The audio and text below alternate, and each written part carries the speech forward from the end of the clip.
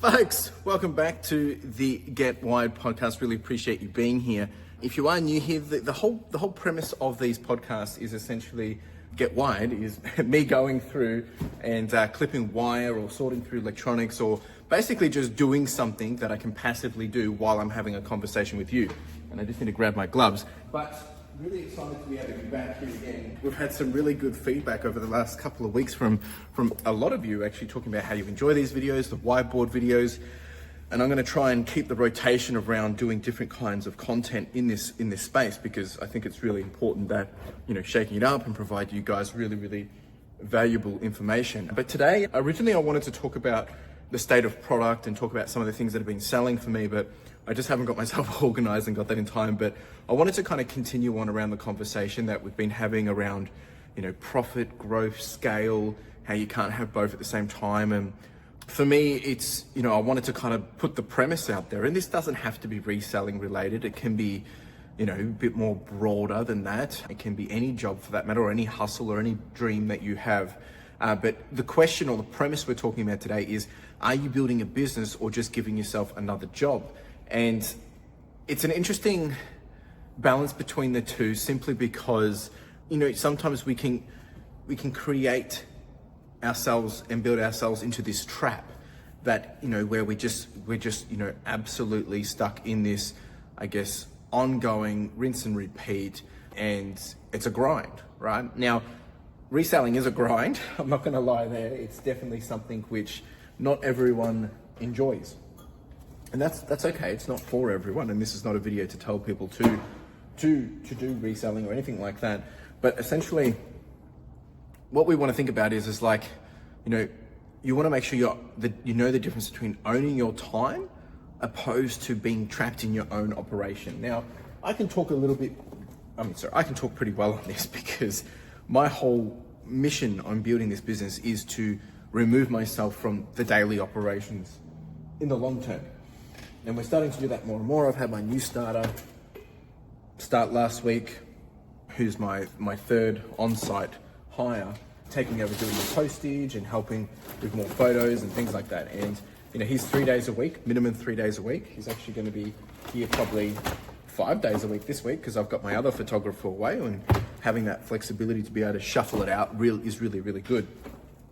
But that's why I think I am in a good position to kind of provide some clarity on this. And I think that the first thing, and I've got some notes here that I just want to make sure that I refer to, you gotta look at it. It's like there is a difference between working for yourself, right? Which everyone seems to have this idea that, I'm going to work for myself. It's going to be so much better, have all the time in the world. But you want to be making sure you're building something that also works without you. Because otherwise, you become this bottleneck, or you become the queen bee, and everything is going to rely on you. And sure, at the start, when you're cost saving and trying to grow and thrive, that makes a lot of sense, because you want to keep it lean. But if you, and this is the caveat, if you want to scale it into something quite large, then you're going to have to make the decision to systemize and build the business that it doesn't rely on you.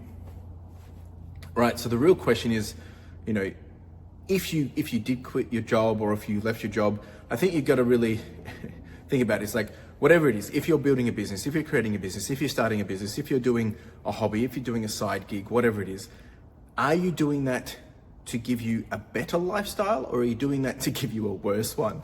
And you gotta be really mindful that, as resellers or creators or solopreneurs, whatever it is we're doing, we think we're building something that is going to change our lives, but we actually end up building ourselves into a bit of a, not to be drastic, but like a bit of a prison, because we get ourselves stuck, because if we're not around to do it, who's going to do it, and all these different things.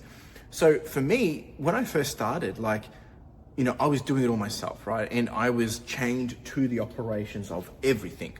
But it also meant I now knew how everything works.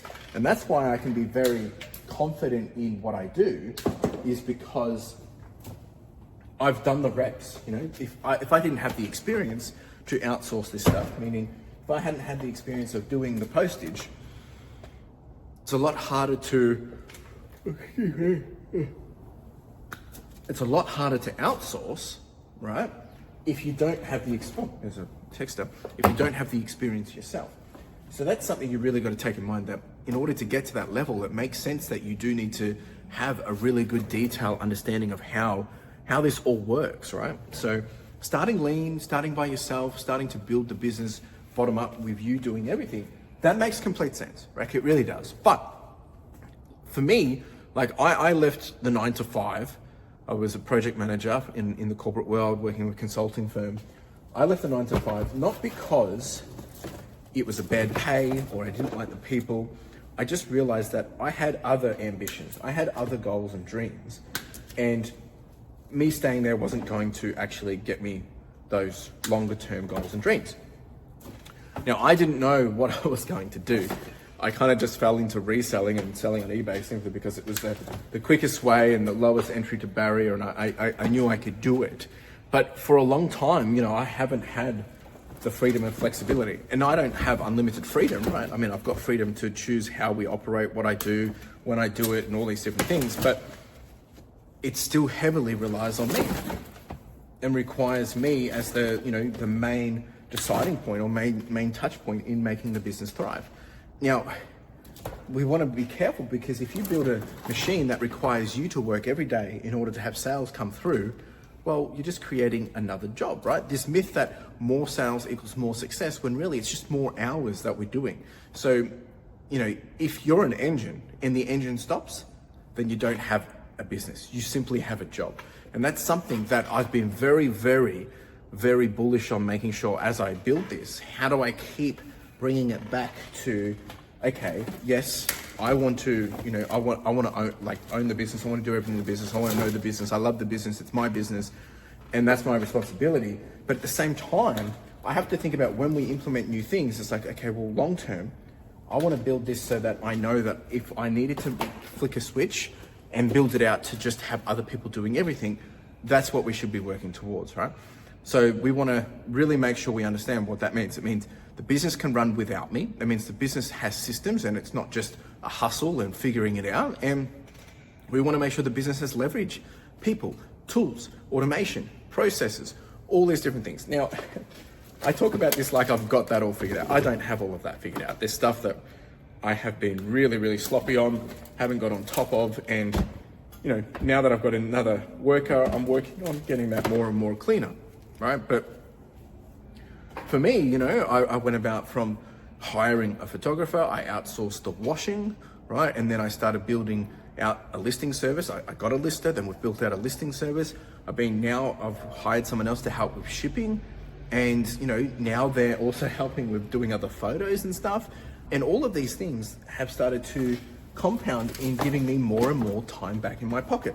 Now, of course, yes, it costs me money, right? Wages this FY financial year, if everyone works their assumed hours, I'm going to spend probably, I'm going to spend about $80,000. That includes super and all their work cover and all that jazz.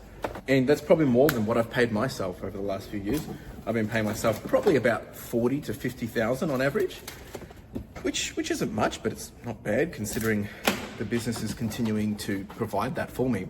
But the other thing is, investing in warehouse tools and infrastructure and things. Like I've got new shelving here now. I've got my walkie stacker, all these different things to help us really, really thrive and take things to the next level. So what I'm trying to say here is, the moment I stopped being the main drive in the business, the main bottleneck, is when things started to take off more, because things are passive. Like, for instance, yesterday I had a photographer doing photos. I had a new guy doing photos after he had done the shipping, and I was doing photos. Now, I don't have to do that, but in order to level up, that's what I'm doing, is because now my time is worth 3 times, because I've got two other people doing exactly the same thing. So in the 1 hour, we're doing 3 hours work, right? Maybe not as much, because maybe they're not getting as much as I would get done because I'm a bit more experienced, but in the long run, it's going to outweigh it heaps. So for me, it's like, I would ask yourself, are you working in your business or on your business, right? What is your end game? Do you want to be the only operator, or do you want to be the only owner? For me, I want to be the owner, right? And I want to be able to work more as a CEO from a strategy, from a decision point, from a forecast of where we're taking the business, doing the deals with, clients, that kind of stuff. And then have an operations team that's actually, making all this magic happen. And to have that mind shift, it requires you to think differently, right? It requires you to think of it from a holistic view rather than just a point of view, right? Like as if you're doing it. Because there's so many other things that I have to take into account, I have to consider, because I'm not thinking about just myself. And, even like thinking about like opportunity costs, right? You've got to think about like, what are you not doing because you're too busy doing something else, or you're too busy not doing something else, right? So you got to think about like by me buying that time to now have other people working with me, it gives me the ability to now execute on other stuff, right? And as long as that other stuff is continuing to bring in more revenue, especially more than what I'm paying other people, well, then it's going to be worth it, right? And the biggest challenge about all of this is letting go, right? Now, I'm not here to say you should be, going hiring a team or something. There's so many things you can do. You can purchase shipping software, Starship it, like 100%. I'll say that has been a game changer. I implemented that before I got my new staff member. For me, it was saving me 70% of my time. But now, because my staff member, I'm paying him less to do the postage, right? Because I pay about $200 a month for the Starship it, and it's going to save him also about 70% of his time, which means I can have him doing more revenue generating tasks, like taking photos of things and stuff, right? But that was a game changer. So you can do that if you are looking for if you want to start using Starship it, you can get 2 months for free through my referral. And you see that, you test that out, give it a go, and you'll see how much of a game changer that is. So right, you can invest in that. You can outsource, if you're doing clothing like me, you can outsource washing, you can outsource listings, you can outsource photography. Or if you don't want to do any of that stuff, you can outsource like, admin, get your accountant to do all your tax details, all those things. There's so many different things you can do. You can build it the way that you want, but you got to figure out what does that look like for you. So my challenge for you is this, just thinking about time here, we're about 13 minutes in, I'll probably try and keep this to about 20 minutes, it's a simple exercise, right? And I would challenge you to do this, is you want to write down everything that you do in the business, right? And this is it's a bit of a stretch task and a painful task, but if you do it, it will blow your mind, right? So write down everything you do in the business. And then you want to circle what only you can do. Now, if you think you can only do everything, you're doing it wrong, because that's not true. We have people that operate, some of the biggest organizations in the world, and they have teams doing things in other countries. Like, this stuff is not rocket science. A lot of this can be outsourced, but there's probably a lot of things that you have to do because, maybe it's a decision point, or maybe, buying product or whatever, right? You have to define this. And this is not purely just eBay. This is any business, right? Everything else, that becomes your delegation roadmap. So what you want to look at is like, well, what are the things and how much time do you spend doing it? So write down everything that you do, how much time you spend doing it. And then you want to circle, well, what is the only things that you can do versus the things that you can delegate, right? And all of a sudden you're going to see how much time you should be spending versus how much time you can get back, but how much time you can outsource or delegate, all right? You also got to understand that there's going to be a cost with that too. But by doing that, you don't have to do all this all at once. You can build up to it. Okay, what's the quickest win? So rather than you washing, can you outsource washing, right? And if anyone wants a referral for a washing group, I can give you, they won't give you much off. Maybe I think you get $15 off or something. But if you would like that, I can provide that for you as well. If you're wanting to do outsource listings, I have a listing service. Sure, I can help you with that too. But it's not about me, right? I'm just giving you examples of what you can do, right? If you need an accountant, I can suggest an accountant for you as well that can help you with numbers, because all these things have been working for me. That's why I'm happy to call them out and say, hey, if you leverage this person or leverage that person or leverage this service, it's going to help you. But you have to understand that if you outsource something, with that time, what are you doing with it? You've got to make sure that time is being leveraged 100%, right? So I want you to reflect on what's one area that you can hand off as soon as possible with least resistance. And then secondly, what's one tool or process, you can build up to free up time. One of the biggest things and the best things that have been a game changer for me is my dashboard, where I track my numbers. And I'm going to be putting it up on screen, like in the warehouse soon, so I can see it on a regular basis, so I don't have to go to my computer to do it. But that has enabled me to make decisions so much quicker because it understands where I'm at. And I'm changing some of those KPIs for this year and how I'll be tracking it, because different metrics now are going to be key for the business to take it to the next level. So, I'm going to focus on different things. But visually being able to see that on a regular basis means I'm getting enough reps in my mind to understand where we're at, and by the decisions I make, what are the implications of doing that, but also what are the implications of not doing that, right? And I think that's really important, that the best thing that you can do is understand your numbers. So it might be a matter of just investing some time in figuring out how to track your numbers, know your numbers, follow your numbers, read your numbers, and just standard P&L stuff, profit and loss, understanding sell-through rates, understanding your cycle times, understanding when's a good time to do a fire sale. All these different things will make a huge difference in you being productive. What is your average postage cost? The reason that's important is because you can know that, okay, if that thing cost me $10 to send and I've got 100 of them, you know what you can sell them at as quickly as possible. If you know your cost of goods, if you know your fees, this is all average basis, right? You can start to work out very quickly what you need to do to achieve what you want. So, a couple more things here. I think I have to be very clear here. As much as I want to scale and grow and, absolutely, I want to dominate in what I do, that's going to take time. But we also have to realize that, it's not about doing more, right? For you individually, it's about you want to do less with more impact, right? So if you know that you spend 8 hours a day, how much return are you getting for that 8 hours a day? When I first started, right, if I go back to 3, 4, 5 years ago, we were probably only doing maybe $100 a day, right? I think my first year we did $55,000 in a year. So that's basically $1,000 a week, right, roughly, which means, we're doing probably about $200 max per day, per week. And when you reflect on that, right, I was doing 8 hours a day, probably more than that, because, working on the business and stuff. Let's say it's 10 hours a day to get that, which doesn't seem worth it. Now I work the same hours, right? And we finished FY25 averaging about $1,100, just under $1,100 a day, right? So all of a sudden, my time is worth 10x for what I'm able to do.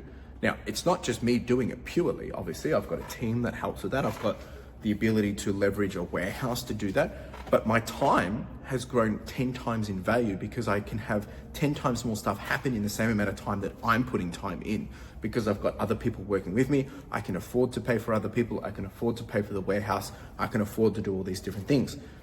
And because of that, I'm doing essentially the same, if not, I'm not having to do more, but I'm having a greater impact, or my business is having a greater impact. Let's be clear here. It's not me doing the work. It's the business doing the work, the whole machine, people within the team. I've got someone in the Philippines, John, from my listing service, all these different things, right? They all come together and they build something very beautiful. So you have to understand, freedom doesn't come from quitting, your job or leaving a 9 to 5. It comes from building something that will work without you, or work in play with you, right? Passively, right? Think about a washing machine, right? If you put the clothes in the washing machine, that's getting done while you can go do something else. Therefore, you're getting more bang for buck for your time, because you can go do 2 things at the same time, getting washing done and you're able to go list, right? 2 things at the same time. So for me, I'm trying to reframe that, business building, it's a journey, right? And it's a journey to owning more of your time, not trading it endlessly. Now, People can talk about that, if you're a part-timer and you've only got 1 hour to go thrifting and stuff, that's the same sense, right? You want to go out, spend your time as wisely as possible. For me, because I'm looking at it such a broad scale, I have to think about it. It's like, okay, well, we know how much time we have. So how much, how can we leverage that? How do we have stock coming in? I don't have time to go outsourcing, and I don't necessarily want to do that. But I, spend time on the computer buying product, right? Looking for the product, working with the suppliers, talking to them, and then it gets delivered, right? I've got another 1,000 items getting delivered tomorrow.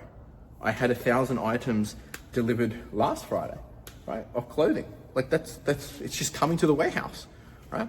So I'll leave you with this.